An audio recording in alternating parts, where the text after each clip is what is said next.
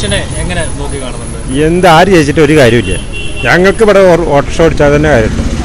ഉള്ള റോഡും കുണ്ടും കുഴിയൊക്കെ തന്നെയാണ്. ആര് ജയിച്ചിട്ട് ഒരു കാര്യമില്ല.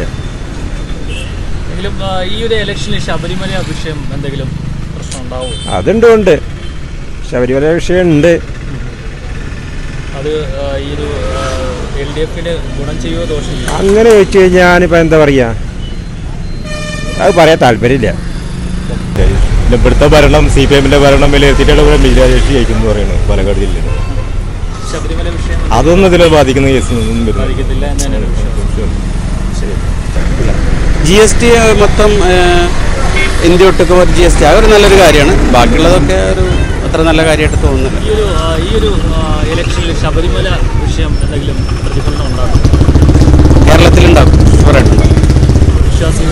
വിശ്വാസികളുടെ വോട്ട് ചിലപ്പം തിരിഞ്ഞ് അപ്പുറത്തേക്ക്. എങ്ങനെ നോക്കി കാണുന്നത്? എങ്ങനെയുള്ളവർക്കായിരിക്കും വോട്ട് നൽകുക? ചേച്ചിയുടെ മനസ്സിലുള്ള നല്ല പ്രവർത്തനം ചെയ്യുന്നവർക്ക് കൊടുക്കും വോട്ട്, അല്ലാത്തവർക്ക് കൊടുക്കില്ല. നമ്മുടെ ഈ നോട്ട് നിരോധനം അതൊക്കെ മൂലം എന്തെങ്കിലുമൊക്കെ പ്രശ്നങ്ങൾ ഉണ്ടായിട്ടുണ്ടോ? പാചകവാദ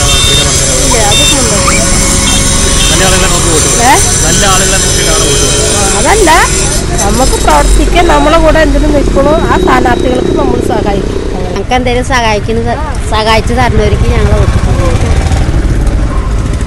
എന്തിനും കൂടെ നിൽക്കുന്ന ഒരു സ്ഥാനാർത്ഥിയാണ് നമുക്ക്, ഒരു MP ആണ് വേണ്ടത്. 10 വർഷമായിട്ട് MPയുടെ പ്രവർത്തനങ്ങൾ എങ്ങനെ ഉണ്ടായിരുന്നു? കുഴപ്പമില്ലായിരുന്നു, നല്ല പ്രവർത്തനങ്ങളായിരുന്നു. എന്നപോലെ ഇപ്പോഴും അതുപോലെ ഞങ്ങൾക്കൊക്കെ തന്നിട്ടുണ്ടെങ്കിൽ ഞങ്ങൾ വോട്ട് ചെയ്യും. ഇലക്ഷൻ എങ്ങനെ നോക്കി കാണുന്നത് ചേച്ചി? എങ്ങനെയായിരിക്കും ഈ ഒരു സ്ഥാനാർത്ഥികളായാലും നല്ല രീതിയിൽ ജയിക്കുന്നുള്ളതിലാണ്. ഞങ്ങളൊക്കെ പറഞ്ഞാൽ രാജേഷേട്ടൻ്റെ ഇതിലാണ് നിൽക്കുന്ന ആൾക്കാരാണ്. എന്തായാലും മൂപ്പര് ജയിക്കണം എന്നുള്ളൊരു ഇതിലാണ് നമ്മൾ വോട്ട് ചെയ്യുള്ളൂ. ഏതെങ്കിലും തരത്തിൽ ശബരിമല വിഷയം അതൊന്നുമില്ല. ശബരിമല ആയിട്ടുള്ള ഒരു പ്രശ്നത്തിലും ജയിക്കാതിരിക്കില്ല എന്നാണ് ഞങ്ങളുടെ വിശ്വാസം. ഈ അക്രമ രാഷ്ട്രീയത്തിന് അനുകൂലമാണോ അതോ?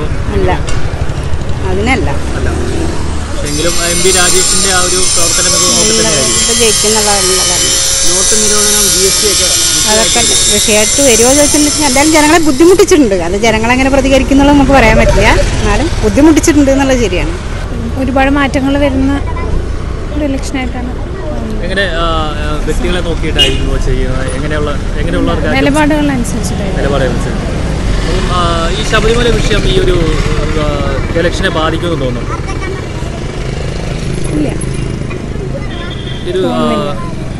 അതേപോലെ കേന്ദ്രത്തിലെ ഭരണം അത് നോക്കിയിട്ടായിരിക്കുമോ ഈ ഒരു വിലയിരുത്തൽ?